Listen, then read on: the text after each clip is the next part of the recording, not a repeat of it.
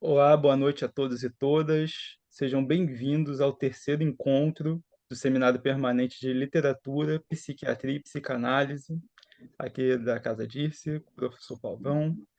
A aula será gravada, lembrando a todos, e depois disponibilizada no YouTube.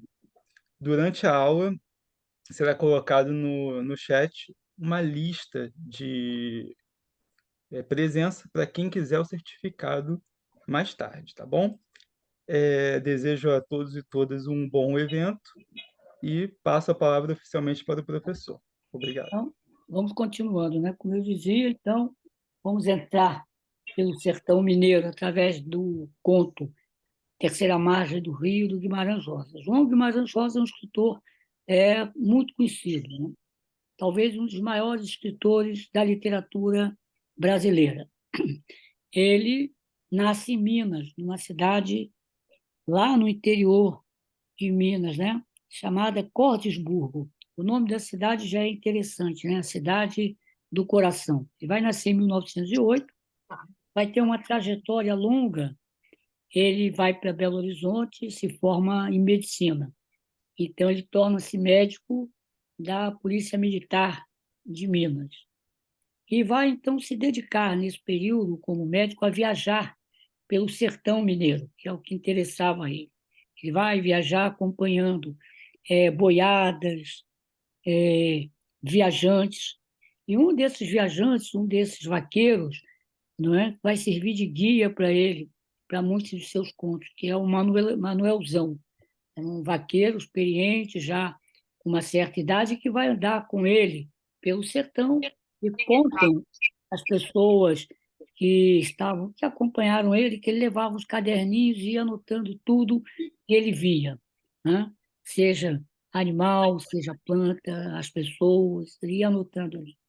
Ele vai ter uma vida muito interessante. Depois, ele deixa a medicina pela diplomacia, ele entra no Itamaraty e, em 1937, ele e a esposa dele, a segunda esposa, a Araci, estavam em Hamburgo, quando havia forte pressão do nazismo, a Alemanha nazista, os campos de extermínio, e a população judaica tentando sair e tendo dificuldades para obter visto. Vocês sabem que, em 1937, o governo do Getúlio, o Estado Novo, era um Estado nazi-fascista que namorava eh, namorava o governo alemão, né? Tinham Finito Miller, o Góes Monteiro, e aquela figura que a gente não sabe bem como era, né? Parecia um caju andando, que era o Dutra, que depois veio a ser presidente da República. Então, havia uma ordem expressa de que as embaixadas no exterior não dessem visto para refugiados judeus e outros. Só que ele, né, e a esposa dele salvaram muitas vidas. Eles davam vistos para que as pessoas pudessem vir para o Brasil através de Portugal. Tanto assim que a esposa dele, né, a Araci, depois de morta, ela tem um nome lá, em Jerusalém, em Tel Aviv, no Muro dos Justos, que são aqueles que ajudaram. E ele e ela acabam indo parar num campo, né, de concentração em Baden-Baden, mas não era um campo, né, onde ficavam os embaixadores quando o Brasil rompe as relações com a Alemanha. Depois eles são trocados por prisioneiros alemães que estavam no Brasil e vai para a Colômbia. Então, ele tem essa trajetória como diplomata e vai criando, então, as histórias, vai escrevendo. Ele publica o primeiro livro dele, que ele publica em 1946, Sagarana. Já nesse livro, ele já começa a mostrar o jogo com as palavras. Por quê? Porque ele cria um neologismo para dar nome aos 9 contos do livro Sagarana. Sagarana é uma palavra formada por um radical alemão que quer dizer história, que quer dizer contos, que quer dizer sagas, e rana é um sufixo indígena, que quer dizer parecido com. Então, parecido com as sagas. Isso aí chama muito a atenção. Vai publicar em 1946, embora tivesse escrito esse livro em 1936. Contam os críticos literários, né, que ele apresentou o Sagarana num concurso literário com um pseudônimo. E ele fica em segundo lugar, ele perde para um romance cujo nome não me ocorre agora, do Luiz Jardim. E o interessante é que nessa comissão fazia parte o Graciliano Ramos, que gostou da literatura dele, mas achou apenas um pouco pesada e ficou imaginando que devia ser a literatura de um médico. E acertou, né? Porque não sabia quem era, ironicamente, que dizem que os médicos escrevem pesado. Então, mas ele, ao mesmo tempo, achou que tinha ali muito talento, e ele vai ficar alguns anos tentando identificar quem era aquele escritor, né? Que tinha o pseudônimo, não tinha as referências, só anos depois é que ele vai encontrar o Guimarães Rosa, vai falar sobre isso. Então, ele publica Sagarana, em 1946. Em 1956, ele vai publicar aquele que é o grande romance, né, da literatura brasileira, Grande Sertão Veredas, a história dos jagunços, né, contada por um deles, o Riobaldo, que conta toda aquela história para um interlocutor que não aparece, cujo nome não se sabe.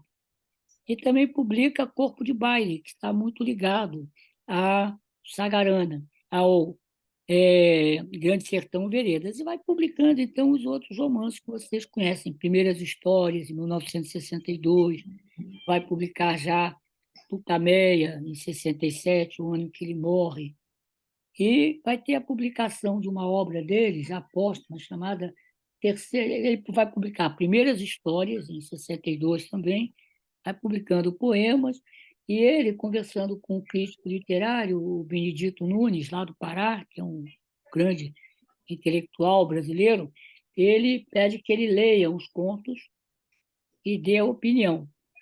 O Benedito Nunes lê, conversa e pergunta para ele: vem cá, por que terceiras histórias você publicou as primeiras e não tem as segundas? Ele diz: não, isso aqui é um mistério. E ele faz isso, fala isso no ano da morte dele.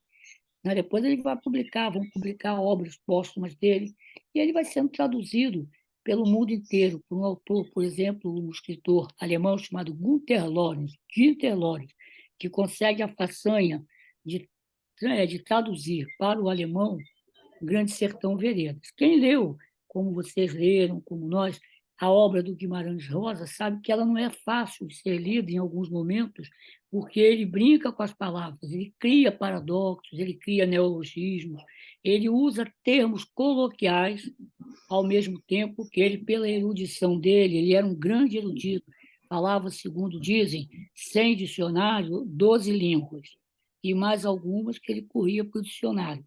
Então, ele usa, no conto, ele usa expressões coloquiais, expressões do sertão, misturado com frases eruditas, arcaicas. Ele faz esse jogo. Então, eu imagino o trabalho que o Günther teve para traduzir para o alemão o Grande Sertão Veredas. E aí abre o caminho para ele.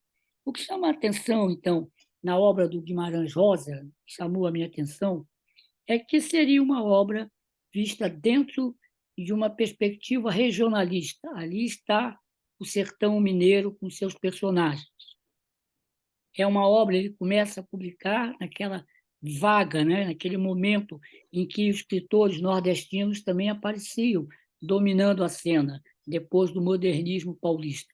Era o Graciliano Ramos, com Vidas Secas, todo o ciclo do açúcar, com José Lins do Rego, a Raquel de Queiroz, o Jorge Amado.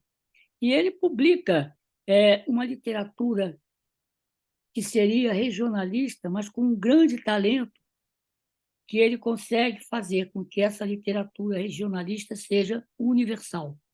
O sertanejo do Guimarães Rosa, ele dialoga, ele pode ser, ele dialoga com o homem, de um modo geral. Então, esse é o grande talento dele, né?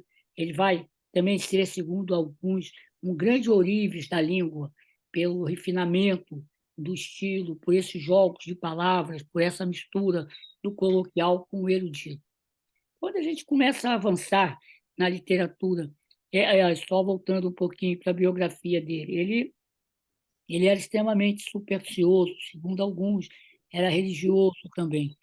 E ele tinha, parece que, um grande medo de morrer. Tanto é que toda a literatura dele vai ter essa luta, vida e morte. Então, ele vai ser eleito para a Academia Brasileira de Letras em 1964 ou 66, ou 65, e ele tinha um medo de tomar posse na Academia Brasileira de Letras, porque ele achava que ia morrer.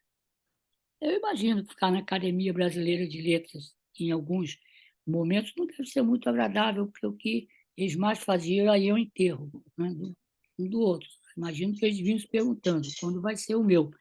Então, ele não queria tomar posse. Ficou 2, 3 anos para tomar posse, até que disseram: olha, o regulamento não permite mais, tem que ocupar a vaga. Então, ele marcou a posse para novembro de 1967.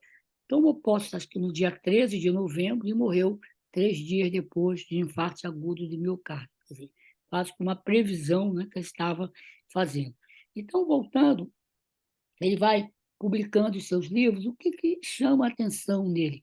Essa passagem do regional para o universal, esse jogo com a linguagem. Mas quando nós olhamos os romances do Guimarães Rosa, nós podemos colocá-lo dentro de uma categoria que alguns críticos literários estrangeiros colocavam: os romances do Estado, ou os romances de lugar, de viagem. Porque todos os personagens, quase todos os contos do Guimarães, seus romances, primeiro, eles nunca são passados, ou quase nunca, em espaços fechados. Seus personagens estão sempre viajando, sempre andando pelo sertão, a cavalo, conduzindo boiadas nos rios. E quase sempre todos estão montados. Essa é uma característica da obra dele, que faz com que alguns autores comparem, por exemplo, a obra do Guimarães, alguns romances do Guimarães Rosa com o romance, por exemplo, de viagem, cujo mais destacado é o Dom Quixote, com o Sancho Panza. O Dom Quixote ele anda em busca de aventuras e atravessa toda a Mancha ali na Espanha. Um outro romance também que alguns autores já compararam a obra do Guimarães Rosa lembra a obra do Ulisses, do James Joyce, em que o personagem, né, o Dédalus Bloom, né, que é o personagem do romance, Dédalus é o nome, né, que o Joyce também fazia muitos trocadilhos, muitos jogos de palavras. Dédalus era o arquiteto, foi o arquiteto que construiu o Minotauro, o labirinto onde o Minotauro ficava. E ele andava, né, passou um dia, 16 de junho, andando por Dublin. Só que, enquanto o Don Quixote buscava aventuras fabulosas, o Dédalus Bloom, ele descrevia e enfrentava coisas corriqueiras da cidade. Então, há uma semelhança grande para alguns autores dos romances do Guimarães Rosa, onde os personagens estão sendo em trânsito. Um exemplo disso é Grande Sertão Veredas, aquela grande saga dos jagunços, né, contada por um deles, que é o Riobaldo. Então, a literatura do Guimarães Rosa é uma literatura de viagem. E essa viagem, simbolicamente, ela seria quase que a reprodução da vida, né? A travessia. Ele diz isso, os meus personagens estão sempre numa travessia. E ele dizia, por quê? Porque a viagem ela não está nem no início nem no fim, ela está nesse movimento. Então, ele vai colocar essas questões. Essa é a primeira questão dele. E aí ele vai descrever o sertão, mas um sertão que, na verdade, não é só o sertão físico, aquele sertão que ele olhou com o olhar tanto do naturalista quanto com o olhar do poeta. Ele vai descrever um sertão que é um espaço que conjuga todos os outros espaços. Quando a gente vê o sertão em todos os contos, é um espaço que não tem limites, é um espaço que não é um espaço físico, onde o longe e o perto estão dentro, onde a gente vê ali no grandes demandas, não é? Grandes buscas, e onde a gente vê sempre uma luta entre a vida e a morte, entre as pulsões, né, que a psicanálise descreve depois, a pulsão de vida e a pulsão de morte. Estão sempre colocadas ali. Tem um personagem dele, no Grande Sertão Veredas, que diz isso assim, para um sertanejo. Sertanejo, mira e veja, o sertão é uma grande espera. Então, mostra esse caráter, né, de quase que uma transgressão do sertão inconsciente. Outro aspecto que a gente vê na literatura, né, do Guimarães Rosa é a relação que ele tem com a natureza, uma relação muito íntima, muito perto. A natureza e a natureza tem com os personagens, todos deles que vocês conhecem, o Riobaldo, o Diadorim, aqueles meninos. Aliás, é uma obra também muito rica de crianças que aparecem ali quase como verdadeiros profetas.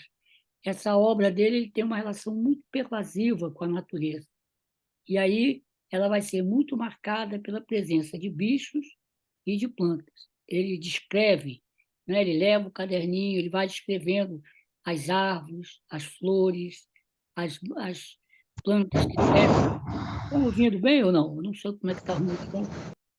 As plantas que crescem ao longo dos rios, ele descreve os rios, né? E algumas plantas vão estar sempre presentes na obra dele, o buriti, a imbaúva, os bambuzais, que ele tinha uma fascinação por eles, e que eram como se fossem mares. Ele dizia, o bambuzal é um mar que se balança no sertão. A outra relação dele, muito importante, vai ser com o quê? Vai ser com os bichos. Todos sabem que ele adorava bicho. Por exemplo, sempre que ele podia, já morando no Rio, ele ia ao Jardim Zoológico para conversar com os bichos, para admirar os bichos. Quando a gente vê a obra dele, além de plantas, nós vamos ver uma infinidade de animais. Por exemplo, burros, cavalos, bois. Não é? Ele tem um conto muito rico, muito bonito, que é o Burrinho Pedrez, né? Que era o Sete de Ouro. Era um burrinho que já estava velho, já no canto, e vai sair uma caravana para levar uma boiada. E ninguém queria ir nele, porque achavam que fazer aquela viagem num burrinho manso, já velho, seria desonra, não seria bom. Mas aí alguém vai, e eles vão. Né? Não sei se vocês lembram do conto. Na volta, depois de entregar a boiada, eles vão atravessar uns rios. Mas só que aquela região estava debaixo de uma grande enchente e quase todos morrem. Só se salvam duas pessoas agarradas no burrinho. O único animal, o único ser que enfrentou a correnteza foi o burrinho pedrez, né? O Sete de Ouro. Ele também fala dos bois, né? A conversa dos bois, né? Dois bois que vão conversando durante uma viagem e falando do homem que tocava lá o carro de boi e acabam fazendo com que ele caia da charrete, né, da carroça, e morra, né, como vingança pelos maus tratos que ele fazia à criança que trabalhava com ele. Então, os bois, os burros, mas não só eles, uma infinidade de animais perpassam a obra do Guimarães Rosa. Onças, tem uma peça, um conto bonito, que até foi encenado no teatro pelo Paulo Outram, e há o ET, meu tio, em que uma onça vai se transformando. É muito interessante. Jacarés e os pássaros, ele fica encantado pelos pássaros, ele descreve todos eles. À medida que vocês forem lendo, ele vai descrevendo um por um as cores, quer dizer, ele anotou, foi um trabalho quase que de naturalista. Então, a obra dele vai ser marcada pela presença de bichos e de plantas e de viajantes que atravessam o sertão numa viagem que não termina, é uma viagem circular e que, logicamente, é uma viagem nossa das pessoas pelo inconsciente, seja o inconsciente individual ou inconsciente coletivo. Uma outra característica da obra do Guimarães Rosa é a presença da loucura. Os loucos eles estão presentes, né? Tem um conto que ele diz: a loucura neste mundo ela é endêmica, ela está aqui. Todos os tipos de loucura vão estar permeando os contos do Guimarães Rosa. Um deles é um conto riquíssimo, né, que sai no Corpo de Baile, que é um dos livros dele, é o chamado Recado do Morro, não sei se vocês leram. É um grupo, um naturalista alemão, com um fazendeiro, que é o seu anfitrião, um guia, né? Eles vão andando e eles encontram na estrada um personagem que é um grande louco, um delirante, chamado Gorgulho, que é um velhote que morava dentro de uma caverna junto com os urubus e que falava com o morro. O morro mandava mensagens para ele. Esse conto ele é muito interessante porque é como se a voz do morro estivesse avisando que haveria, no final da viagem, um crime. Queriam matar esse guia, que era um homem muito forte, muito tranquilo e que tinha muito onde passava nas cidades, as mulheres se envolviam com ele. Então, estava ali uma traição. E ali, o recado do morro para esse paciente acaba alertando o guia, né? O Pedro Orozio, que escapa da cilada. Outro louco também que aparece é o Gorgulho, o irmão é o Catraz, é o irmão desse senhor chamado Gorgulho, que vivia também numa caverna, que também tinha manifestações completamente psicóticas. São dois loucos muito importantes dentro dessa loucura presente na obra do Guimarães Rosa. Outro louco também que aparecia nesse conto, esse conto foi interessante, ele foi apresentado, foi lido uma vez na, na Flip, em Paraty. E quem interpretou muito bem ele foi o José Miguel Wisnik. O Guimarães Rosa também gostava muito de alquimia, de ler sobre alquimia, sobre astrologia, né? Então, os personagens nesse conto, depois o Wisnik vai mostrando, tem a ver com signos, né? Tem um chamado Ivo Crônico. Cronos é o satélite, né? Saturno, que é associado à loucura. Saturno é associado à melancolia. Sempre foi assim. Por quê? Porque ele é o planeta que mais tempo leva em sua órbita e em torno do Sol. Então, em medicina, não só uma curiosidade, não sei se isso interessa, mas vamos falar, quando se diz que uma doença crônica é uma doença que se arrasta. Tudo que em medicina se arrasta, leva muito tempo, é crônico. Isso vem lá do tempo do Hipócrates. E muitas vezes o médico atual às vezes não sabe a origem dessa palavra. Então, o recado do morro no corpo do baile, ele está profundamente marcado pela presença desses loucos que vão atravessar toda a história e vão ter um papel importante. Um outro conto também que sai, se não me engano, nas primeiras histórias, é um conto muito bonito, chamado Soroco, Sua Mãe e Sua Filha. É um conto curto em que esse personagem, né, é um açougueiro, é um homem simplório, de poucas palavras, que vivia com a mãe e com a filha, e as duas enlouquecem, né? Tanto a filha, tanto a avó quanto a neta. Então, depois de algum tempo, ele recebe uma ajuda, e qual é a ajuda? Vão levar as duas para o hospital psiquiátrico, para o hospício, né? E então o conto descreve a relação dele com a mãe e a filha sendo embarcada num navio, num trem, não é?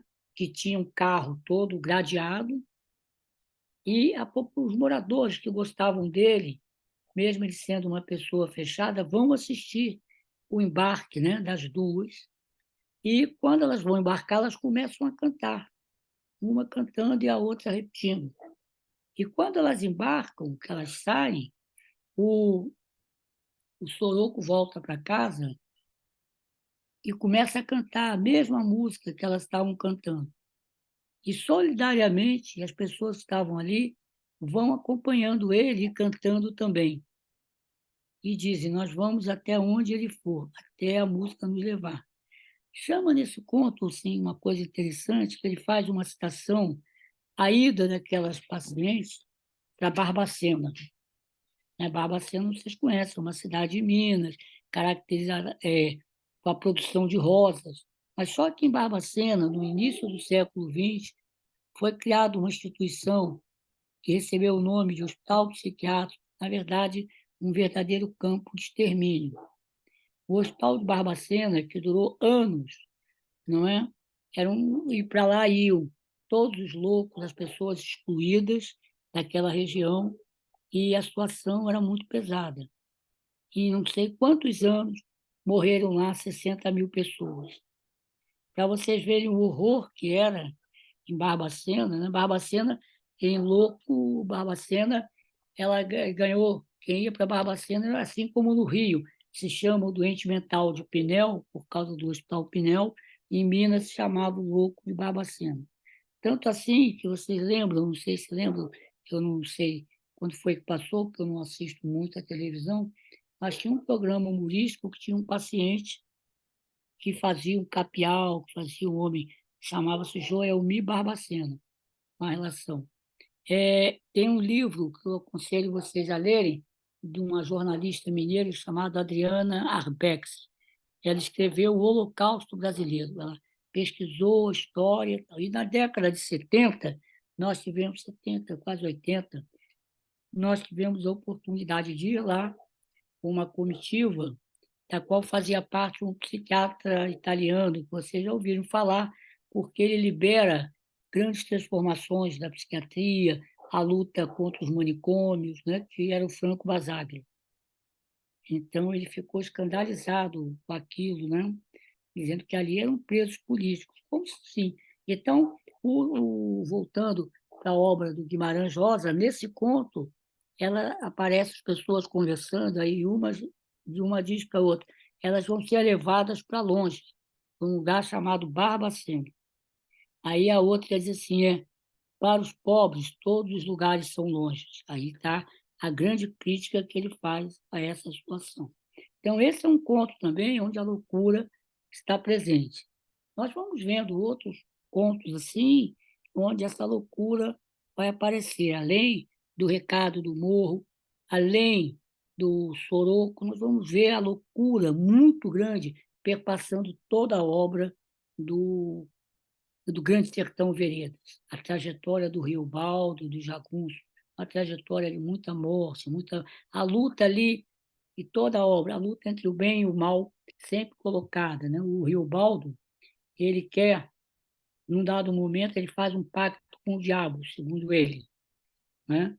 E mais adiante ele quer separar o mal do bem, como se eles passassem, não pudessem ter nenhum relacionamento. Como isso ele descobre que é uma tarefa impossível, ele diz, não é possível, porque no mundo tudo está misturado. Então, existem várias formas de loucura do Grande Sertão Veredas. Existe também um personagem que lembra um Dom Quixote enlouquecido e sertanejo, que é um fazendeiro rico chamado Tarantão. Ele enlouquece e ele sai montado num cavalo, cometendo desatinos nas cidades e aí, jogando fora todo o dinheiro que ele tinha. E ele é acompanhado por um pajem, né, como se fosse o Sancho Panza do Don Quixote, que a família colocou. Muito bem. E nós ficaríamos a noite inteira apontando casos de loucura na obra do Guimarães, ela estava endêmica. Então, pássaros, árvores, bichos e loucos perpassam a obra do Guimarães Rosa nessa viagem pelo sertão, que, na verdade, é o nosso inconsciente. O inconsciente, a gente sabe que é um lugar que abarca os outros, é um lugar que não tem limites fixos, não é? E é um lugar, quer dizer, onde a gente só alcança pela imaginação. Tem, então, o conto de hoje, para eu não me alongar muito, chamado A Terceira Margem do Rio. É uma história curta e belíssima. Ali, nós vamos ver a loucura como paradoxo. É interessante isso, como ele lidava com isso. Por que o paradoxo? Porque o personagem, que vocês conhecem, era um homem, um sertanejo, que tinha sua família, uma vida aparentemente organizada, que num belo dia rompe com isso. Como é que ele rompe? É uma loucura mansa, né? Uma doidice quase silenciosa. Ele manda construir uma barca, um barquinho, bota no meio do rio e sai da vida, abandona tudo e vai passar a vida nesse barco, indo e vindo. É um tempo que, na verdade, é o mesmo tempo. Ele vai e volta. E a família, de vez em quando, abastece, dá comida para ele. Ele vai ficar nessa viagem, indo e vindo. E quando ele envelhece, ele está já perto do fim, o filho dele, que mantinha essa relação com ele, se propõe substituí-lo. Mas chega na hora, fica com medo e foge, vai para longe, abandona aquilo ali. E anos depois ele volta, vocês lembram do conto, é ele a contar a história, não é? E termina pedindo que, quando ele estivesse no fim da vida, que ele fosse colocado numa barquinha como aquela e ficasse ali. Então, esse conto ele tem. Por que que é uma loucura com um paradoxo? Porque é o paradoxo da razão. A gente sabe, né, como dizia um pensador inglês, Gilbert Keith, é, ele dizia o seguinte, num livro chamado Ortodoxia, Gilbert Chesterton, me perdoe, ele dizia o seguinte: a razão absoluta, a razão total, ela cria a loucura total. Onde é que a gente vê isso para dar razão a ele na clínica, naquilo que hoje chama-se de TOC, nos transtornos obsessivos compulsivos? Esse moço que está na barquinha, ele é um obsessivo compulsivo. O que caracteriza isso? O afastamento do mundo, as fantasias que se repetem sempre, daí o termo obsessão. Onde é que estava a obsessão? No ir e vir, na impossibilidade afetiva e na grande alteração do tempo, que é o tempo presente. Se a gente olhar a história do personagem, a vida dele é um presente contínuo. Ele vai lá na frente do barco e volta, o barco fica naquela viagem. É a terceira margem do rio, não é a direita nem a esquerda, é a barquinha pelo centro. E esse ponto ele é interessante, para terminar, porque ele estabelece uma série de ligações que nós temos também no imaginário. Primeiro, o fluxo da vida com o curso de um rio. Segundo, o rio, no imaginário, na cultura, pelo menos ocidental e em outras, ele está, assim como a lua, associado à loucura, né? É interessante, não sei se vocês já pensaram nisso, eu vou colocar isso, eu me sinto à vontade, que eu não sou místico, não sou religioso, até pela minha formação ideológica, mas tem umas coisas interessantes, né? Por exemplo, a relação que as pessoas sempre fizeram da loucura com as fases da Lua. Tanto é que a loucura é considerada uma questão, a Lua é considerada, né, o astro da loucura. O que é que a gente observa? O que é que eu observei muito nesses 50 anos de clínica, trabalhando em grandes emergências? Porque todo mundo sabe disso, não precisa ser psiquiatra. Agora, qual a razão? Se interroga. Quando você tem aquela lua cheia, enorme, assim, azulada, pode ter certeza, o que que a gente observava no plantão? Grandes agitações. Os pacientes que tinham transtorno do humor não dormiam. Assim também como as pessoas tinham crises convulsivas, nessa fase também convulsionavam. E era a noite de lua cheia, a noite em que as maternidades mais trabalhavam. Eu imagino que hoje ainda deva ser assim. No quarto minguante, aumenta a taxa de tentativa de suicídio. Qual é a relação que existe? Não sei, né? Pode ser físico-química, pode, mas a gente observa uma coisa, é um conhecimento ideológico, não é científico, ou seja, é o conhecimento da aparência. E o rio, a água, sempre esteve ligada à loucura. Era uma tradição medieval que depois, em alguns lugares do Brasil, isso se deu, quando, numa determinada cidade, os loucos estavam ali num número maior e incomodavam, o que que eles faziam? Eles pagavam aos barqueiros que circulavam pelos rios, ali pelo Volga, né? Pelo Danúbio, pelo Reno, e embarcavam os loucos nesses navios, nesses barcos. E era comum os viajantes escreverem que, no meio da viagem, eles viam um, um barco, uma embarcação com uma tripulação totalmente louca, que chamava a atenção. É a famosa Nau dos Insensatos. Tem uma peça, né, da época, um trabalho escrito pelo Brandes. E tem um quadro, uma pintura que vocês já devem ter visto, do Bruegel, não é? que é um barco completamente alucinado. Então, essa relação da loucura com o rio sempre existiu. E o Guimarães Rosa, nesse conto, ele faz isso. Primeiro, a loucura como paradoxo. A razão, o excesso da razão, leva a um enlouquecimento. Sempre se achou que a loucura era a perda da razão. E ele mostra que a razão absoluta leva à loucura. A loucura nessa forma, que é uma forma obsessiva, que o paciente, se a gente, a linguagem literária é tão bonita que não cabe, eu às vezes não gosto de usar a linguagem psiquiátrica, a linguagem técnica, mas está aí.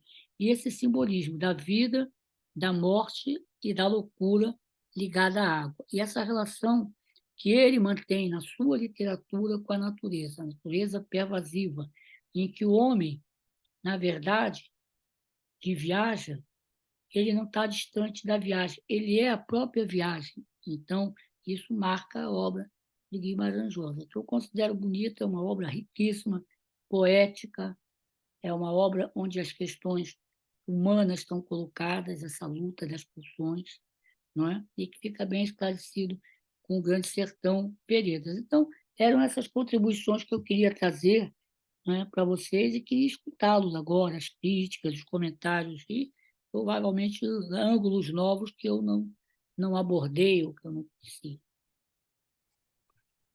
Muito bem.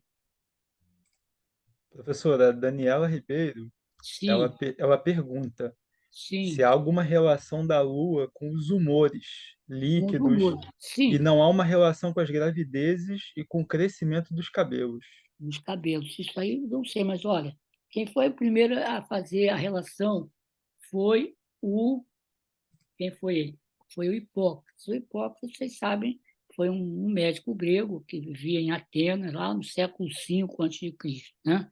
Atenas, naquela época, ela tinha umas características interessantes que ela estava conseguindo, uma série de razões, um certo desenvolvimento da técnica.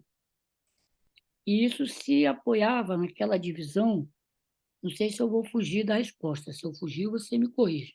Na grande divisão que até hoje perpassa, pelo menos, uma sociedade como a nossa, que é a divisão entre o trabalho manual e o trabalho intelectual. Na Grécia, quem trabalhava com as mãos eram os escravos, né? Tanto é que um país como o nosso, que ficou sentado 300 anos sobre a escravidão, o trabalho manual ainda é bastante desvalorizado. Então, havia essa divisão, né? O Engels dizia assim: a escravidão, com todo o horror da Grécia, ao dividir o trabalho, permitiu a filosofia grega, a arte grega. Por quê? Porque aquela turma não trabalhava. Um exemplo só para chegar na resposta é até hoje a tradição. Como é a tradição inglesa na relação com os médicos? O médico clínico tal recebe o título de doctor, de physician, doctor. O cirurgião não. É surgeon. Por quê? Porque ainda o cirurgião é aquele que trabalha com a mão. A tradição, né, ficou assim. Claro que tem outras características, indiscutivelmente. E o Hipócrates, o que, é que ele vai fazer? E isso que a gente vê na obra, foi bom você perguntar do Guimarães Rosa, está bem, bem ali. Ele vai naturalizar as doenças. Até o Hipócrates, as doenças eram vistas como sobrenaturais, vinha de fora para dentro. Um exemplo disso foi a doença que ele naturaliza estudando, que era a epilepsia. A epilepsia era um mal sagrado, morbus sacer. Eles acreditavam, né, na Grécia, em Roma, que o epilético, quando tinha uma convulsão, aquilo ali estava expressando a insatisfação dos deuses. Então, podia ser a festa que fosse, se alguém tivesse uma convulsão, ela se paralisava. O Hipócrates vai lá e diz: ó, tem nada a ver com, não tem nada de sagrado. Isso aqui é uma doença que é do resfriamento do encéfalo. E ele vai, então, criar a saúde como equilíbrio entre os quatro humores: o sangue, a linfa, a bile e a tabile. Vai relacionar esses quatro humores com os quatro elementos da Terra, né? Água, fogo, não é? Não são, quais são os quatro elementos? A água, o fogo, o que mais? Terra e tem um quarto que eu não estou me lembrando. Havia uma relação, e relacionava O essa... ar, Hã? O ar, o ar, ar. terra, fogo, exatamente. E ele vai, então, ligar esses 4 elementos às fases da Lua. E ele vai estudar as doenças relacionando as alterações dos humores, que representava o ar quente. Ele vai... Como é que era assim? Quais eram as doenças que ele descrevia? A mania, que vocês conhecem, essa doença agitada, que é uma alteração do humor. Ele relacionava a um predomínio de um tipo de bile. A depressão, que eles vão chamar de melancolia, eles acreditavam que era provocada pelo excesso da bile negra, que se acumulava, daí melano. E a histeria, que vai ser descrita pelo Hipócrates, né? Na sociedade greco-ateniense, o Hipócrates vai descrever a histeria com todas aquelas manifestações como sendo algo extremamente feminino. Ele achava que só as mulheres tinham. Depois, a psicanálise vai mostrar que não, que os homens também são histéricos. Mas naquela sociedade, ele achava por quê? Pela situação da mulher, né? Que na sociedade grega sofria uma série de discriminações, como ao longo da história. Vocês sabem que na casa grega, a mulher morava dentro da casa, ela tinha um espaço que era só dela, chamado gineceu. Daí tudo que diz respeito à saúde da mulher tem esse radical. E a sociedade greco-ateniense era misógina no sentido, não só as mulheres não participavam da vida política da sociedade, além da questão do amor preferido dos gregos. E a relação virava quase que uma só para reproduzir a espécie. Então, a repressão sexual, ele ligava às manifestações a migração do útero na cavidade abdominal acompanhando as fases da Lua. Pensa bem, isso foi 5 séculos antes de Cristo. Séculos depois, uma outra linguagem, a psicanálise freudiana, vai mostrar que, apesar dos termos, tinha uma certa razão. Que o que ele estava se referindo? Estava se referindo à questão da repressão sexual, que ele imaginava estava representada por essa migração do útero na cavidade abdominal. Para terminar a sua resposta, tem uma peça, né, do Aristófanes, chamada Lisístrata, que é uma personagem, uma mulher, que vai conduzir e liderar a primeira greve numa sociedade humana. Ela convoca as mulheres de Atenas, elas fazem uma greve sexual. Elas se recusam a ter qualquer envolvimento com seus maridos se não mudassem por certas regras. E o Chico Buarque, séculos depois, compõe uma música muito bonita chamada As Mulheres de Atenas.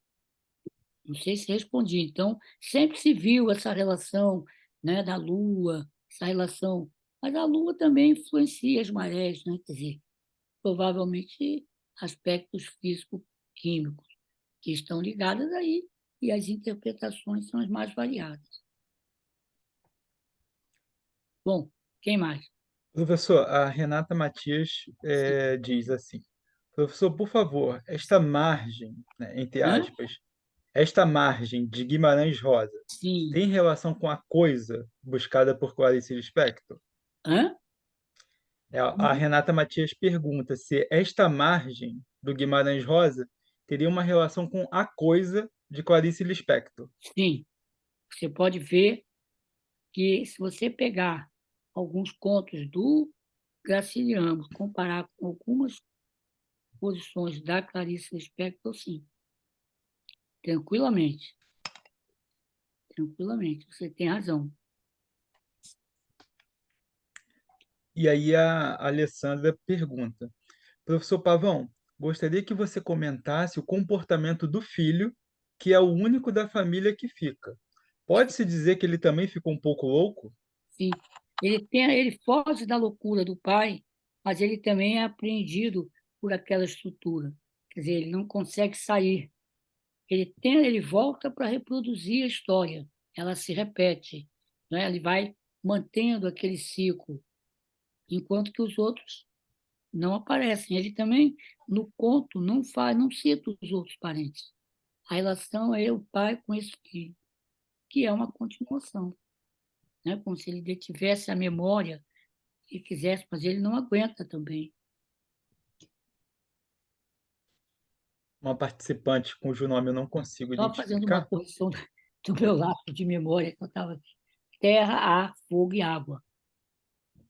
Então, são os 4 elementos que estão em jogo aí. Perfeito. Tem uma participante que pergunta assim: podemos dizer que a sociedade atual está rumo à loucura? Loucura geral, muitas pessoas descompensadas. Quer dizer, estamos a isso, a sociedade atual, ela vive uma situação muito complicada. Vocês sabem disso. Nós assistimos a uma grande crise civilizacional provocada pela evolução do capitalismo, né? O capitalismo hoje financeiro, o capitalismo que se separa, né, da política, o capitalismo que transforma todas as relações em mercadoria, o lucro. E a gente sabe também que, né, essa marcha do progresso capitalista é uma marcha é que se apropria de todos os bens e que trabalha a natureza como se a natureza fosse propriedade do capital, com todas as consequências disso aí, a destruição ambiental. Vocês vejam bem a acidificação dos mares, nós estamos vendo o que acontece hoje no Rio Grande do Sul, o degelo das calotas polares. Aqui no Rio de Janeiro, nós estamos no outono, tivemos uns dias de calor. Então, o mundo hoje ele vive, do ponto de vista social e do ponto de vista emocional, ele vive grandes crises. Se no início do século, na metade, depois da Segunda Guerra, até há pouco, o grande medo que nós tínhamos era da explosão nuclear, das guerras nucleares, que também está presente aí, nós hoje temos também essa questão da mudança da biosfera, que pode levar a humanidade com ela. Outras espécies também passaram, não quer dizer que nós vamos ficar, mas ninguém precisa se preocupar que não vai ser amanhã, nem depois de amanhã, naturalmente. Então, há um grande sofrimento e há uma grande questão que é, indiscutivelmente, o progresso, né? O progresso como ele é feito, é predatório. O Walter Benjamin, que vocês conhecem, que é um filósofo alemão, aliás, o Walter Benjamin, ele morre em 1942, fugindo dos nazistas lá na fronteira com a Espanha. Só um comentário, né? Ele custa sair da França e ele tenta sair da França. Então, ele ele chegou a pedir um visto para a embaixada brasileira. O embaixador brasileiro era um embaixador excelente, um cara que foi punido pela ditadura do Vargas, né, perdendo o cargo, que era o Souza Dantas, depois vai morrer na França. Souza Dantas, ele marca para dar o visto, não era bem o Souza Dantas, tinha um outro embaixador, para dar o visto para o Walter Benjamin para embarcar. Só que, na véspera do Walter Benjamin ir, esse embaixador foi afastado pela ditadura do Vargas e assumiu um funcionário profundamente nazifascista e que recusa o visto do Walter Benjamin. Então, ele foge e vai se matar. Mas o Walter Benjamin tem uma crônica em que ele pega um quadro do Paul Klee, O Anjo da História. Vocês conhecem esse quadro, né? É um anjo olhando para trás. Atrás, o que que é? É o que o progresso fez, sendo empurrado pelo vento da história, né? O Walter Benjamin diz: toda a cultura, o avanço da cultura é um ato de barbárie. Então, realmente, o sofrimento psíquico aumentou muito. Ah, não tenha dúvida disso, pela concentração de renda no mundo inteiro. Hoje, naquela divisão que havia antes, primeiro mundo, terceiro mundo, a gente não sabe onde ficava o segundo, é como na história do Guimarães Rosa, tem primeiras histórias e a terceira.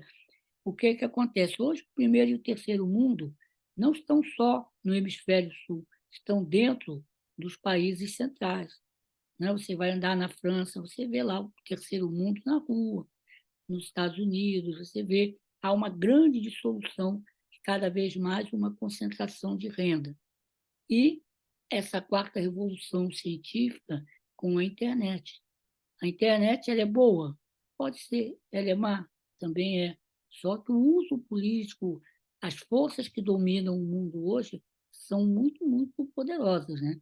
E a gente sabe disso. Ninguém acredita que o presidente do Chile vai dirigir o Chile com independência. Tem como. Coisa muito complicada, né? Você vê aqui no Brasil, eu costumo usar um paradoxo, né? Um oxímoron. O Brasil é uma democracia oligárquica. É um absurdo, né? Democracia. Mas por quê? Porque é o mesmo grupo, uma elite perversa, insana, que está no poder. E a gente vê a dificuldade que o governo hoje está tendo para liderar uma Câmara onde metade é de bandidos, de fascínios, começar pelo presidente da Câmara, né? E aí, eu não acredito que o presidente da República tenha colocado no Departamento de Esportes aquele senhor com aquele nome, que é até cômico, porque ele gosta dele, né? Senão não governa. Então, há um sofrimento, sim, há um aumento acentuado da depressão, um aumento acentuado da ansiedade, do suicídio, há um aumento acentuado do sofrimento psíquico. E uma forma de loucura, né, é a violência urbana. A violência urbana, o estado necropolítico. Só que essas soluções, essas crises, elas não têm soluções médicas, não é uma questão psiquiátrica, é uma questão política. Como é que você resolve a loucura da sociedade? Com práticas revolucionárias, que mudem o sistema de cabo a rabo. Eu vejo assim. Agora, o sofrimento é muito grande. A gente avalia todo dia as pessoas deprimindo, as pessoas desenvolvendo. Por exemplo, a turma que trabalha com a internet, vira e mexe, eu atendo dezenas de pessoas tendo essa síndrome que hoje se chama de burnout. É um trabalho que a pessoa sabe que não enriquece o ego dela. Então, eles faziam. É um grande sofrimento, sim, muito grande. Mas, ao mesmo tempo, também há, por outro lado, movimentos sociais reagindo, né? O Brasil viveu 4 anos de horror, mas os movimentos sociais estão vindo aí. A grande denúncia que se faz do racismo, da opressão da mulher, não é? Do feminicídio. A sociedade tem que estar na rua, tem que ir devagarzinho para a gente mudar essa loucura. Não pode deixar na mão dos psiquiatras. O que mais? Vamos. Professor, seguindo então, a Alessandra pergunta: Professor, como avalia a relação com a morte no conto, já que o pai desaparece, entre aspas, e aparece, entre aspas? Porque a relação com a morte ali, ela está escondida, né? O personagem, na verdade, ele aparentemente ele foge da vida, mas no fundo, se você olhar, toda aquela ideia, aquele ritual obsessivo é uma defesa contra as fantasias da morte. Ele tenta escapar da morte criando uma terceira margem, só que não tem terceira margem. A gente nasce, né, vive e morre. Não sei, você percebeu bem o espírito do conto. Qual era o espírito do conto? É alguém que, ao se afastar, busca a eternidade. Mas a eternidade não está ali, né?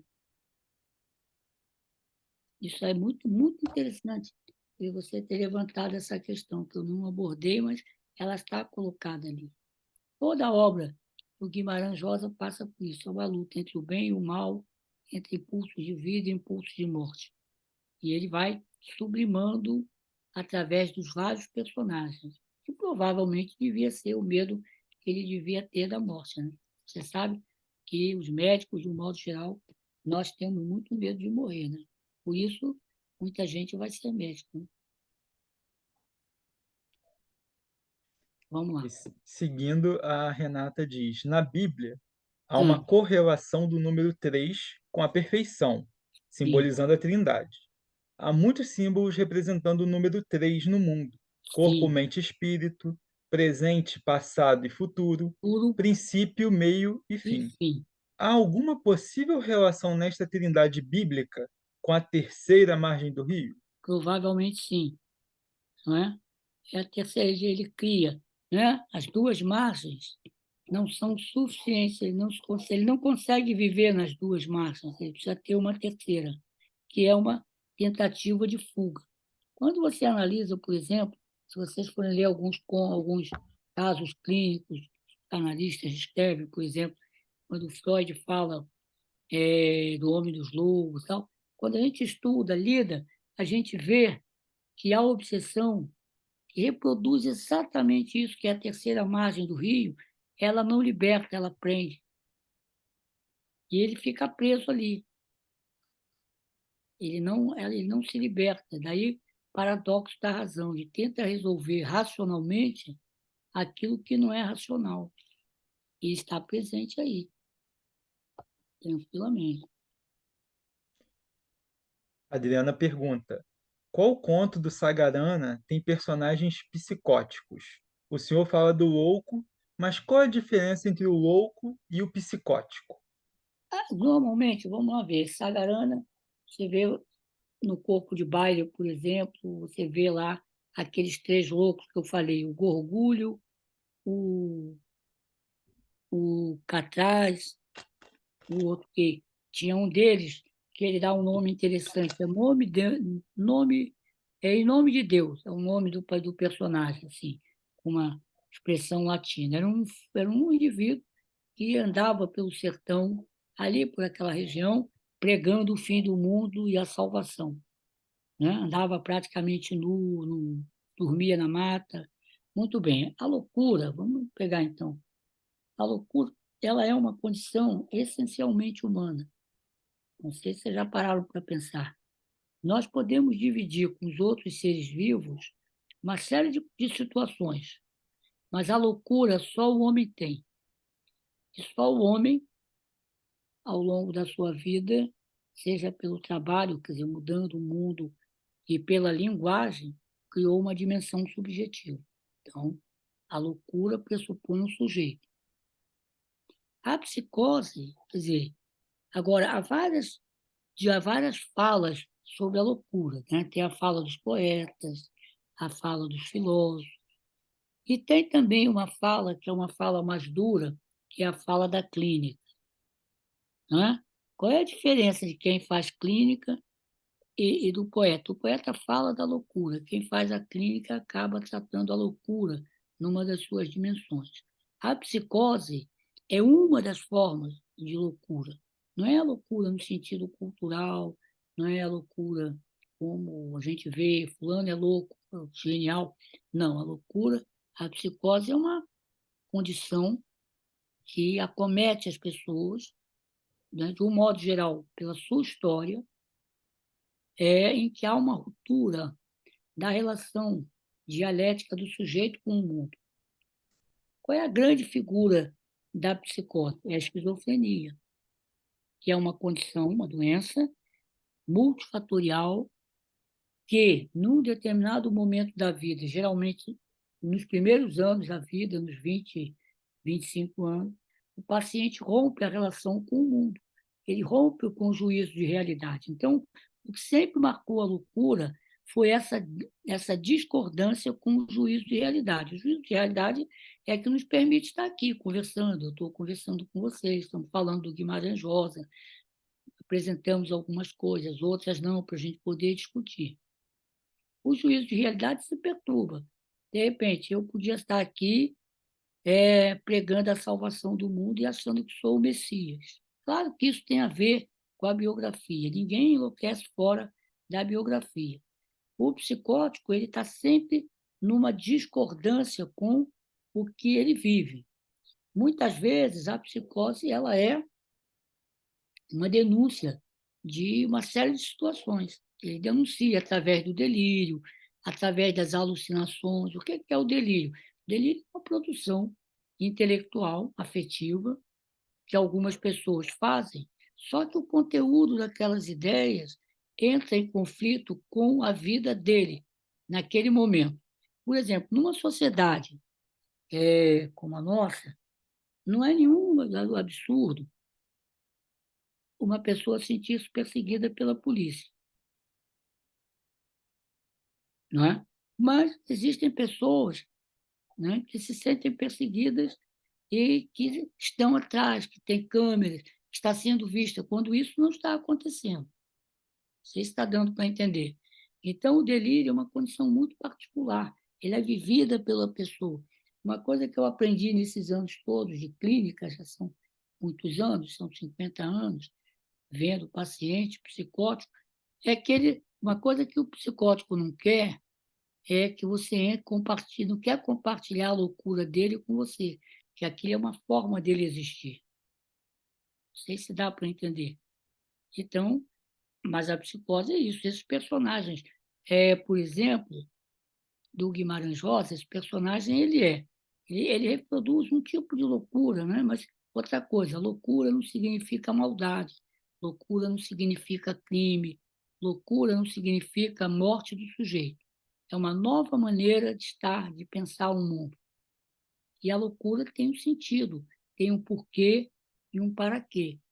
É a vida desse personagem que o Guimarães Rosa não nos dá assim, a biografia dele, nem era para isso, não é assim, era um homem estúdio, era um homem que cuidava de seus afazeres, era um homem fechado na sua vida, que rompe. Onde é que está a loucura dele? Quando ele rompe aqueles vínculos. Se aqueles vínculos eram bons ou maus, é uma outra coisa. Mas ele rompe, ele muda a vida dele, ele se isola. Então, a loucura, a psicose é isso. A psicose, ela tem vários tipos de psicose, né? Tem os grandes delirantes, os pacientes, por exemplo, um exemplo clássico que teve muito a ver, foi uma grande tragédia no Brasil, foi um crime da nacionalidade, foi Canudos, né?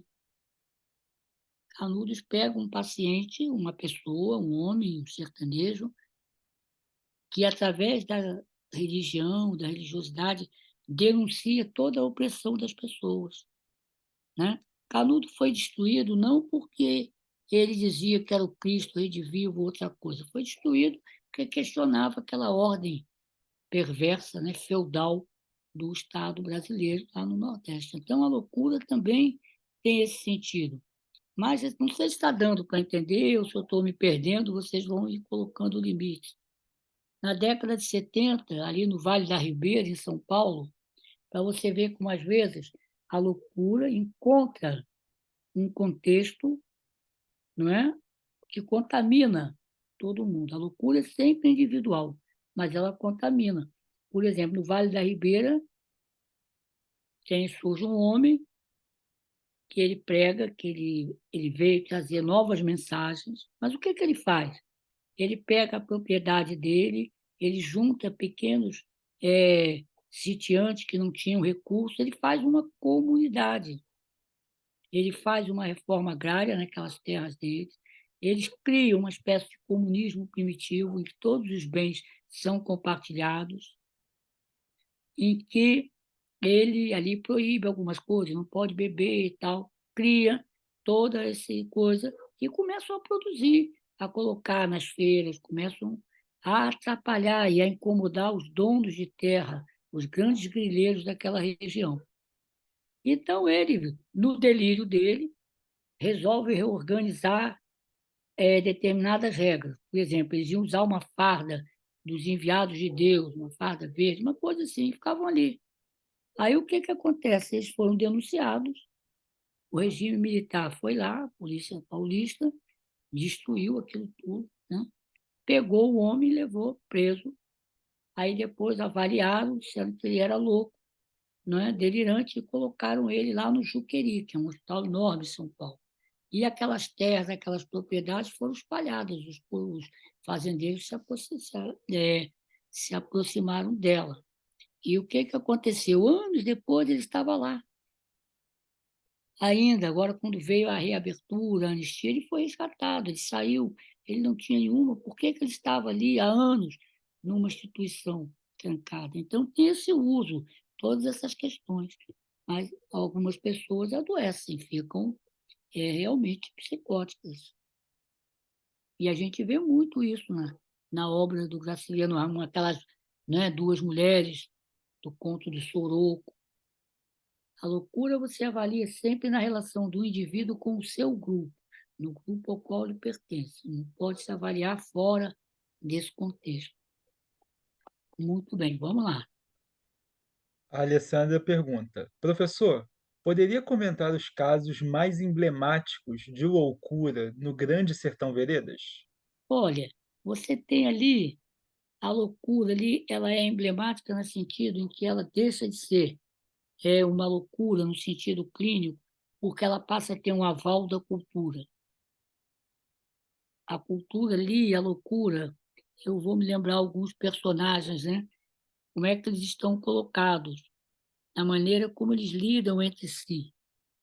O Riobaldo não, o Riobaldo era um sujeito sadio, não é? Ele vive aquela relação que é muito interessante, né? Quer dizer, como mexe com os valores dele, quando ele começa a se apaixonar naquilo que seria um grande jagunço, não é assim? Bonito e tal, mas que era o de Adorim, que na verdade era uma mulher. Vocês lembram disso? Era a filha de um chefe de bando que foi assassinado e que se veste de homem para vingar a morte do pai. Momentos na relação dele, de Adorim, com a figura do diabo, com aquele pacto também, entra um pouquinho nesse campo e volta. Não é? E tem outros loucos assim que não têm nome, que perpassam ali a história. Eu não saberia agora dizer, apontar para você um louco desse. A própria história, a gente vai lendo e vai identificando. Eu não me lembro, não teria como falar isso agora para você. Vamos lá. A Daniela faz alguns É apontamentos e bom, ela acho coloca ótimo para assim. completar, né? Que eu não trouxe. A Daniela coloca assim: acredito que seja naquele gancho que o senhor falou da loucura e a relação da loucura com o ser humano. Não Ela sei, não. pergunta: os cachorros com hidrofobia não ficam loucos? Hã? Os cachorros com hidrofobia não ficam loucos? Não, porque é o seguinte, a questão da loucura, ela implica uma dimensão, né? O que a gente vê é o seguinte, a gente costuma dizer o seguinte, a dimensão, os animais, como o homem, em certa fase, eles vivem uma coisa chamada vida nua. A vida nua é aquela vida que decorre do bio, do organismo, do instinto. O homem, pela cultura, ele vai se afastando dessa estrutura e vai criando uma outra dimensão. Tudo que é humano tem, essa que é a diferença, tem um significado, né? Tem um porquê e um para quê. Por exemplo, o humano, ele não é da ordem da natureza. O humano é da ordem da cultura. Cultura, tudo aquilo que o homem faz. Né? O Heidegger, o que ele dizia? A linguagem funda o homem. Por quê? Porque o humano está na linguagem. Isso que eu queria mostrar. A obra do Guimarães Rosa, ele mostra a loucura numa dimensão importante, que é o seguinte, ele mostra o seguinte, a loucura, a gente deduz, ele não diz isso, mas como nós que fazemos a leitura, foi bom você me perguntar, a loucura está nessa subversão da função simbólica da linguagem. O louco está dentro da linguagem, mas ele transforma a linguagem. Né? Alguns autores acham que a loucura está na questão da patologia da comunicação. Então, o louco está dentro da linguagem, o animal está fora da linguagem. Essa é a diferença. Só você estando dentro da linguagem, você enlouquece. Ainda que na loucura você mude, você subverta a ordem simbólica das palavras. Não sei se deu para entender.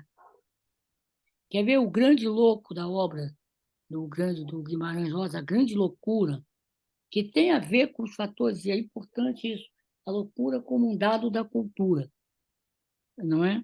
É o seguinte, é o Augusto Matraga, que para mim é a novela mais bonita do Guimarães Rosa. Vocês leram. A Hora e a Vez de Augusto Matraga. Né? Em que ele começa assim, Matraga é Matraga mesmo, Alfonso Augusto Esteves da Pindaíba. Lembra? Quem era ele?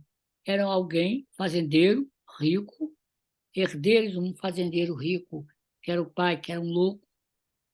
E esse Augusto Matraga, ele era um sujeito atrabiliário, ele era um sujeito que não respeitava as regras, ele poderia ser, se você quiser usar um termo, eu não gosto de usar termos patológico para classificar personagem, mas seria uma personalidade psicopática. O que é isso? Não tinha sentimento de culpa, passava por cima dos outros, era extremamente arbitrário, violento. Se vocês lembram do conto, da novela, a novela começa numa cidade lá no interior, está havendo um leilão na porta de uma igreja, não é? E acaba a missa, acaba aí, está lá o leilão, o sujeito leiloando coisas. Tem um casalzinho, uma moça feinha e tal, com uma colega, uma amiga, e um sertanejo daquele, um capial daquele, que eles começam a querer namorar, estão ali. Aí, de repente, o Augusto Matraga chega com os bandos, com os capangas dele, né? E olha para a moça, e está lá no leilão. Aí, o pessoal pedindo que colocassem a moça no leilão, e o leiloeiro recusando. Aí o Augusto Matraga chega e diz, eu vou levar. E pega a moça e agride o namorado dela, bate nele e leva. Quando chega mais adiante, ele olha e vê que ela é feia e espanta ela. O que acontece com ele? Ele acaba sendo preso, sendo punido, ele entra numa confusão. A mulher dele com a filha vão embora, né? Seguem uma outra pessoa. E ele é apanhado numa armadilha na fazenda do inimigo dele. Ele praticamente acham que ele está morto, queimam ele e jogam ele num barranco. E não vão ver se ele morreu ou não. Aí a história começa, é uma viagem circular. Ele fica ali, havia um casal, né, que morava ali, né, um casal negro que morava ali no Matapera, que o rapaz indo lá ver, aí o que ele faz? Levam ele, cuidam dele, ele melhora, chamam um padre para ele, e ele aí começa a querer se recuperar, começa a querer ir para o céu. Ele diz assim, eu vou para o céu, nem que seja na marra. E o que sobra dele? Sobra uma fazendinha, né? Um sítio lá no lugar longe. Aí, não sei se vocês leram, a viagem que ele faz com esse casal, que ele assume, como se fossem pais dele, é muito bonita, porque ele vai descrevendo os rios, as serras, as plantas, e eles vão viajando sempre à noite. Aí chegam nesse lugar do Tombador, e lá, como é que ele faz para recuperar, para combater com as pulsões que ele tinha? Ele vai trabalhar, ele passa o dia trabalhando, roçando, e ele causa assim uma espécie nas outras pessoas, porque ele passa a ajudar todo mundo, não é assim? Ele passa a ajudar, ele quer ir para o céu, ele não fuma. Até que um dia ele está lá no sítio, na cidadezinha, chega um bando de jagunços, comandado por um sujeito e tal. E ele então corre e hospeda os jagunços e cuida muito bem deles, e o chefe fica amigo dele. E pergunta se ele não quer atirar com uma arma e tal. Ele acaba atirando e os caras ficam surpresos que ele tinha muito boa pontaria. Ele tinha sido um grande jagunço, né? E aí convidam se ele não quer ir no bando. Não, ele não quer ir. Ele fica ali, ele vai se fazendo, quer dizer, é a queda e a redenção. Aí um dia ele está lá na fazenda dele, não sei se vocês leram o conto, eu estou tentando resumir. Ele sabe que aquele bando, aquele senhor, que gostava muito dele, que considerava ele um irmão, está numa cidadezinha e que eles estão torturando uma família e um dos filhos tinha matado um dos caras do bando. Então ele vai lá tentar salvar a família, negociar, pede aquilo tudo, não é? E o cangaceiro diz que não podia. Então eles acabam brigando, os dois acabam se matando na briga, né? Então esse conto é assim, uma viagem circular. A loucura do personagem é bem marcante. É a loucura marcada pelas alterações de comportamento. E ele mostra como a influência do meio pesa. É a grande imagem literária dele, para mim, é o Augusto Matraga. Teve filme, né? Vários filmes aí sobre ele. Bom, vamos lá. Professor, a Adriana, Sim, ela vai elaborar a pergunta dela. Ela coloca assim: sim, então a loucura na literatura pode ser lida como uma denúncia social? pode As pessoas discriminam, geralmente o louco não o veem como sujeito que ainda pode produzir, escrever e trabalhar. trabalhar, exatamente. A loucura, ela sofre um processo de exclusão, né? Pelo século XVIII. Por isso que foi bom esse conto, é o paradoxo da razão. Por quê? Com o iluminismo, a razão passa a ser o definidor do homem, não é? Como é que eles, no século XVIII, definiu o homem? O homem é um ser racional. Todo racional é real, todo real é racional. Então, o que não for real, o que não for racional, não é humano. Se o louco perdia a razão, o que, que acontecia? Ele deixava a condição de humano, saía, não é assim? Qual era a técnica do Pinel? Era fazer o louco reconhecer o erro da razão para se recuperar. Então, se localizou sempre a loucura na relação com a razão. Essa é a primeira coisa.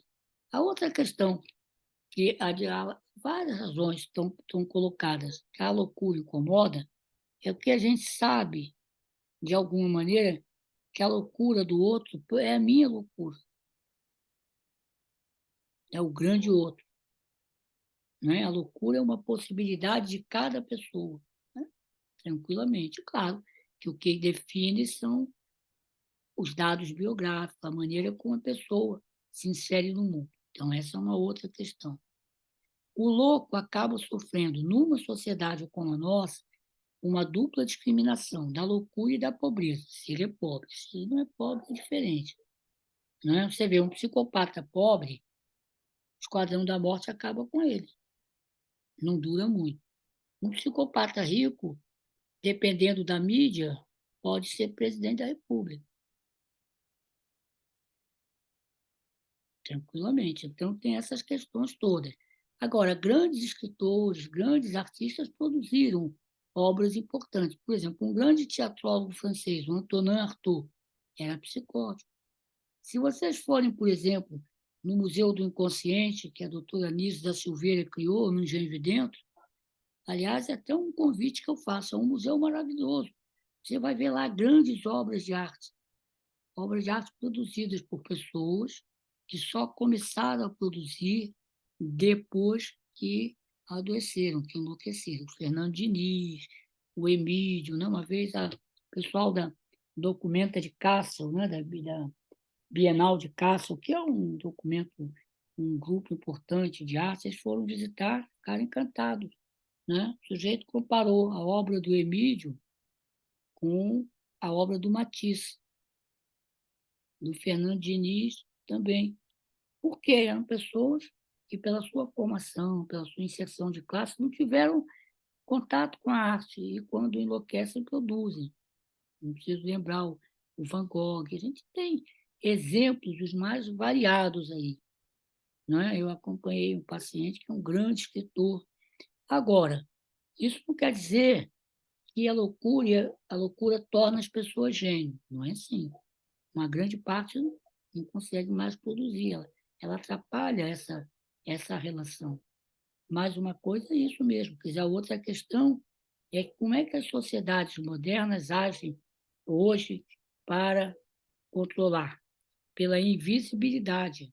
A loucura e certa marginalidade são formas inconscientes que as pessoas encontram para afirmar uma identidade que é negada todo dia. Quando a pessoa se torna um trabalhador, delira, ele sai da invisibilidade, ele é cuidado pela delírio, dá a ele uma identidade que foi negada durante a vida. Eu há muito tem tempo ainda, não sei, vocês vão me interrompendo, senão eu vou falando. Eu há muitos anos, tem muitos anos, isso era médico recém-formado, residente, e eu trabalhava no hospital lá do Engenho de Dentro, enfermaria. Aliás, muito boa, com o professor Washington Loyola. Aí tinha lá uma paciente que ela tinha vários delírios, principalmente com ela tinha uma relação desde cedo, ela achava que a irmã recebia melhores cuidados do que ela. E a irmã teve uma vida assim com mais sucesso do que ela. Se formou, casou, construiu família, mas dava assistência a ela. Tinha uma relação afetiva com ela. Então, ela vivia sempre tendo alucinações com uma bruxa, com uma coisa. Então, como a equipe começou a tratá-lo, né? O psicólogo, né? Com todas as boas intenções. E começaram a confrontar o delírio dela, negar aquelas coisas, tentar mostrar, tentar colocar a razão.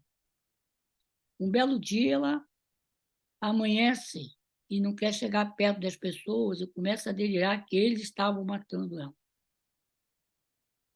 Aí o professor Loyola, que deu supervisão, falou: olha só, o que vocês estão fazendo não é matá-la fisicamente, obviamente, mas ela está se sentindo morta existencialmente, porque o que ela tem para existir é o delírio.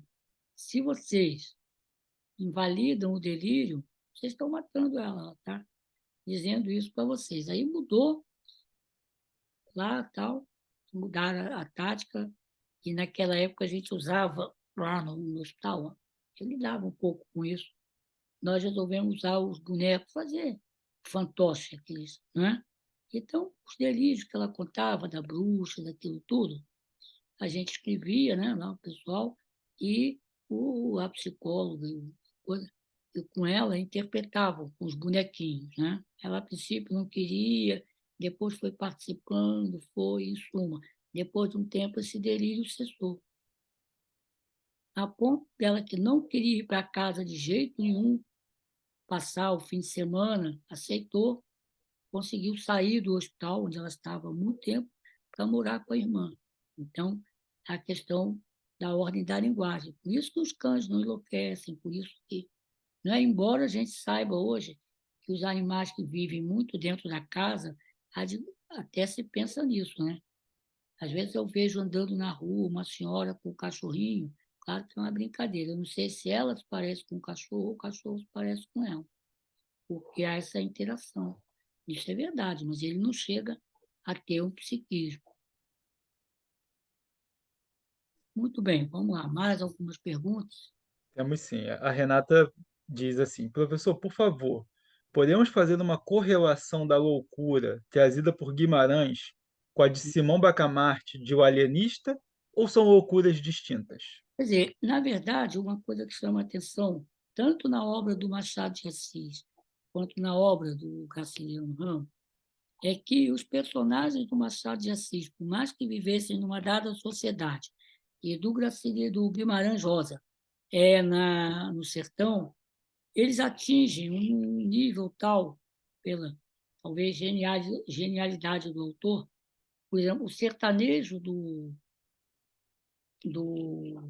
Guimarães Rosa, ele avança, ele transcende o regionalismo e se universaliza, um discurso universalizante, né? Você vai encontrar semelhança nele, guardadas todas as estruturas em alguns personagens da literatura de outro mundo. Assim também com Simão Bacamarte, a mesma coisa.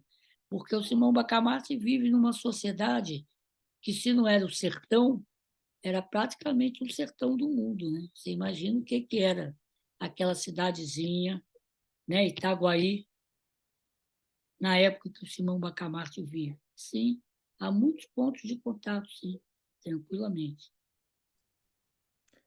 A Daniela pergunta: o psicopata é sempre mal? Como Olha, lidar com ele a ela, partir da visão antimanicomial, se ele é, pode ser tão perigoso para o social, para o coletivo? durante muito tempo, psicopata não é sinônimo de doença mental, primeira coisa, tá? A psicopatia, ela é uma coisa, é um campo, assim, muito, muito fora. O psicopata, primeiro, a psicopatia, a prevalência no mundo é pequena. Ela não é uma doença no sentido clássico da doença. O paciente não tem dor, o paciente não alucina, o paciente não delira. Geralmente são pessoas que têm um transtorno de personalidade, na formação da personalidade. Então, como é que são essas pessoas? O que é o psicopata clássico? O psicopata clássico é aquilo que se chama de sociopata. É uma pessoa que tem algumas características muito próprias. Por exemplo, não experimenta sentimento de culpa, ele está sempre transgredindo a regra, qualquer que seja a regra. Ele não transgride uma regra com uma visão crítica, como de um revolucionário, como de um... Não, ele transgride por transgredir e depois se alia àquilo que ele transgrediu. O que é que chama o psicopata? O sociopata. Chama é a frieza. Ele vive, a gente chama assim, é um ego sintônico. Ele não sente culpa, não sente dor pelo outro, não sente empatia pelo outro. Ele vai mentir sempre e ele tem um caráter repetitivo da conduta. Ele faz um crime, digamos, é punido, tal, sai, repete. Entendeu como é? E não tem consciência do estado bom. Geralmente, os grandes sociopatas têm uma inteligência acima, assim, uma boa inteligência, são sedutores, a gente vê. Agora, há vários tipos de sociopatia, né?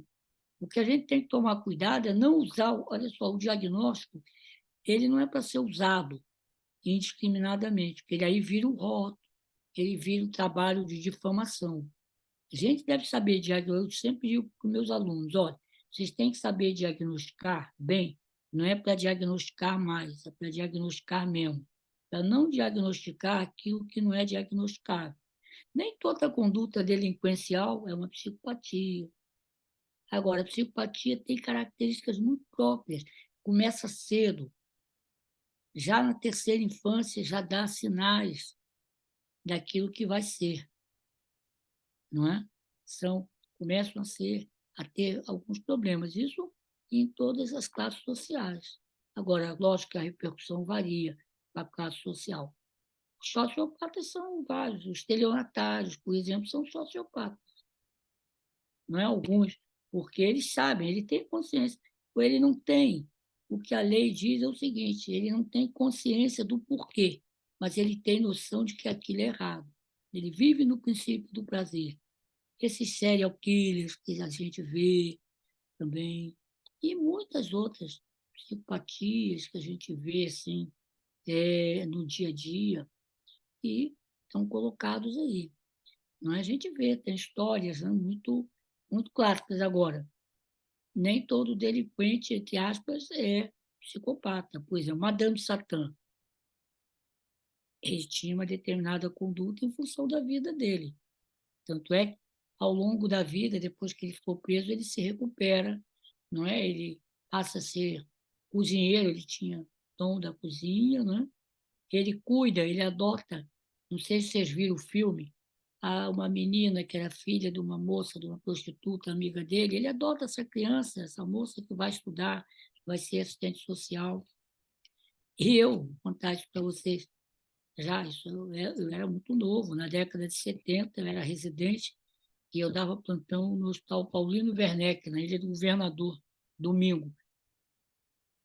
E lá tinha colônia de pescadores. Então, um dia 29 de junho, que foi dia de São Pedro, né? Eles faziam aquela procissão marítima, né? Aquela festa toda, e se reuniam na sede da colônia e recebiam outras colônias. E nessa festa foi uma delegação da Ilha Grande, dentro da qual estava Madame Satã com a esposa dele, com a companheira dele. E lá ele passou mal, teve uma crise hipertensiva, e eu estava no setor de ambulância, eu fui atendê-lo. Quer dizer, posso dizer que atendi o Madame Satã, já estava já chegando no final. E ele ficou lá internado uns dias, porque teve uma ligeira paralisia. E ele estava preocupado porque o grande sonho da vida dele ia ser realizado. Acabou acontecendo no Teatro Casagrande a representação da vida dele, com ele representando, né, escrita pelo Milor Fernandes. Ele estava preocupado se ele ia ficar bom a tempo de ir para essa peça. Então, eu cheguei a conversar com ele pouco. Se eu olhava para ele, não dizia que aquele homem sozinho brigava com a Polícia Especial do Getúlio Vargas. Né? Então, assim, mas ele tinha era a formação dele. Agora, a psicopatia é uma coisa complicada. Tem uns livros aí que causam um certo medo, né? Tem a finalidade de causar medo, né? O psicopata mora ao lado, aquilo tudo. Esqueçam isso, porque não é bem assim. Entendeu? Muito bem.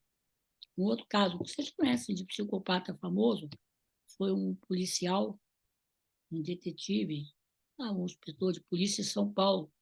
O apelido dele era Chico Picadinho. Por quê? Eu também cheguei a ver no manicômio. Conversava com você muito bem, lúcido, educado, né? Muito bem. Quando estava preso, ele servia o cafezinho e tal, muito bem. Qual era a psicopatia dele? Ele matava as mulheres com quem ele se relacionava. Matava e esquartejava. Então, ele cumpriu lá a pena dele, anos, foi ser solto, né? Ele aí falou, delegado, olha, o diretor do presídio, eu não quero ir embora, não. Vocês não podem me soltar. Mas por quê? Porque vocês vão ser responsáveis, porque eu saindo daqui, eu posso matar uma pessoa. Mas teve que sair. Ali mandou sair, saiu. 15 dias depois, ele pegou uma prostituta e matou. E aí falou no interrogatório dele, não falei? Estava ali. Então é isso, tem muitos meandros. Agora, por exemplo, eu não sei, eu não vejo televisão, parece que tem um canal aí, esse aí, não sei se é Globo News, tal, uma coisa assim, que está fazendo aqueles crimes verdadeiros, né? São histórias de crimes que aconteceram e que a mídia explora, dramatiza e glamoriza, e é muito ruim. Não acrescenta nada às pessoas, cria muito medo. A loucura não é perigosa, a loucura, a relação dos pacientes, não é essa fantasia que se cria. Muito bem, mais alguma coisa? A Carmen pergunta: Vamos lá. por que a sociedade não percebe a loucura de um líder, num líder louco, e as pessoas o seguem em mais e mais loucuras e violências, sem que a razão os liberte? É, Por é, que um louco consegue tantos seguidores na vida pública, ou melhor, política? se você olhar, por exemplo, o fascismo no seu discurso, e você olhar o discurso de um paranoico, é exatamente igual. Eu costumo dizer, o fascismo é a paranoia na forma de ideologia. Primeira coisa. Depois existe uma coisa, né, que já foi descrita no século XVI por um escritor que vocês deviam ler, chamado Etienne de La Boétie. Ele era amigo do Montaigne. Ele escreveu um livro, um tratado sobre a servidão voluntária, em que ele, no século XVI, se deu o trabalho de estudar, entender por que as pessoas aceitavam um governo despótico, um tirano, né? Esse estudo é interessante. Na sociedade contemporânea, o tirano, essas figuras, elas são usadas por quem tem o poder. E hoje, por exemplo, como é que a gente vê? É o relato, né? Eles criam relatos, e esses relatos passam a ser vistos como verdade, é uma manipulação. Né? A gente olha, por que a sociedade brasileira aceitou aquela figura cujo nome a gente não deve pronunciar? Né? Você olha a mídia fez aquela carga toda, mas hoje você olha o jornal, aparece ele no hospital, todo sorridente, aí, manchete do Globo. O Bolsonaro disse que passou bem. Não tinha que ter espaço nenhum na imprensa. Nenhum na imprensa. Por que essas pessoas são usadas? Exatamente como forma de controle de movimentos populares, de manutenção dos privilégios e da exploração. Não é? A campanha dele foi uma campanha que mostra, primeiro, que o Brasil não é um país cordial. Foi aquela história do homem cordial. Segundo, que a sociedade brasileira é conservadora, extremamente conservadora. Você vê as pesquisas como elas mostram. Né? O aborto, a maioria acha que é crime, não é? A homofobia está presente. Uma sociedade que não fez a sua revolução democrático-burguesa, não modernizou sua estrutura, ainda tem, apesar de todos os avanços que aconteceram. Mas aí a gente vê como é que pode, eu sempre discuti isso, 58 milhões de pessoas votar nesse senhor. E aí, pelo menos, ele tem um dado que não se pode negar. Ele nunca negou o que ele era. Ou não é assim? Desde vereador, ele sempre falou o que ele ia fazer. Ele diz, olha, o regime militar errou, matou pouco, tinha que ter matado 30 mil.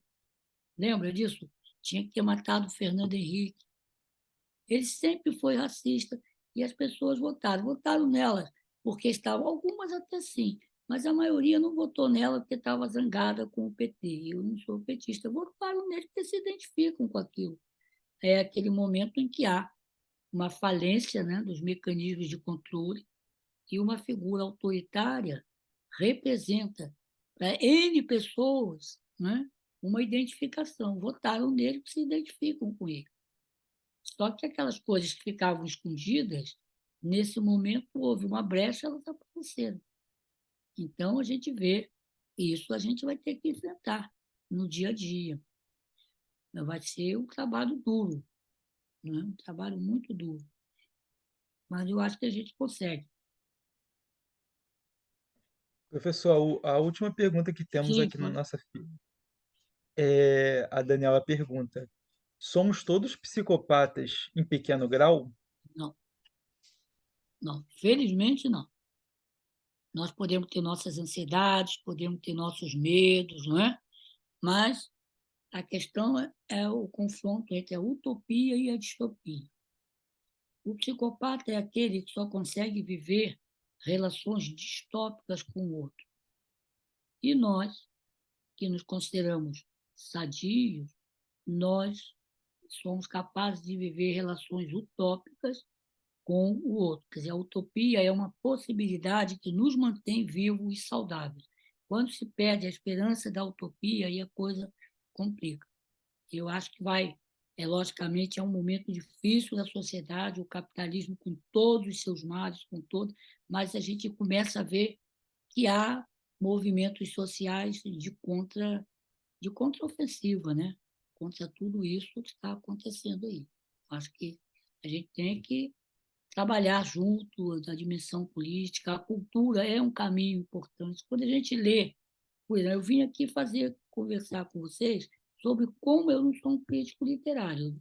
Tanto é que eu não fiquei preocupado qual é o estilo, não. Eu sou alguém que lê e vim discutir com vocês a leitura que eu fiz desse autor, destacando todos os aspectos culturais importantes que ele traz, seus aspectos subjetivos, não é? Mostrando que a obra dele pode parecer uma obra, só o sertão, não. Ele fala do mundo, ele fala da gente, a gente se identifica naquele sertão. Não é? Quando ele diz, eu acho que ele tem na obra dele, ele tem um trecho, não, acho que é lá não sei, não me lembro agora em Sagrada qual é o corpo, ou se é no Grande Sertão Veredas. Ele diz uma coisa grande. Assim. O sertão, diz assim, né? Alguém falando para o sertanejo, mira e veja, o sertão é uma grande espera. Na verdade, ele está dizendo também isso para nós. Nós olharmos que o nosso inconsciente é uma grande espera, está ali. Né? A gente aprender a lidar com ele, a torná-lo consciente e ganhar o sentido da liberdade. Eu acho que a obra dele também tem esse sentido da liberdade. Daí o sertanejo dele ser um personagem universal, como são de outros autores. Muito bem, então essa foi a minha contribuição aí. Mais alguma coisa? Não há mais perguntas aqui na nossa Hoje foi fila, bom, professor. conversamos bastante, né? Eu gosto de conversar, eu gosto de falar. Muito produtivo. Eu achei bom, fiquei satisfeito. Qual é a próxima agora? Vamos lá ver. Então, uma vez que não haja mais perguntas, a gente se Sim, encaminha para o final da sim, aula de hoje do professor. Agradeço a presença de todos e todas e sim. lembro que o quarto encontro ele está Ah, programado para o dia 20 de outubro ótimo. e será o estudo do Triste Fim de Policarpo Quaresma de Lima Barreto. Eu acho que é um grande livro, eu acho que a gente vai ver nesse livro, né, uma imagem bem típica, uma imagem dando uma parte da nossa história, muito rica. Né? Só para terminar, lembrando que depois das muitas injustiças que o Lima Barreto sofreu agora, como uma espécie de reconciliação, a Universidade, né, Federal do Rio de Janeiro vai dar a ele, pós-mortem, o título de doutor honoris causa, uma forma de reabilitá-lo, né? Ele é um grande escritor também. Muito bem, então vamos ficar por aqui. Alguém mais? Agradecer aí a todos. Qualquer coisa é só me ligar, tem aí as minhas referências. E em outubro estaremos aqui. Leiam e tragam também a sua contribuição, que aí enriquece. Tá? Ok. Bom fim de semana.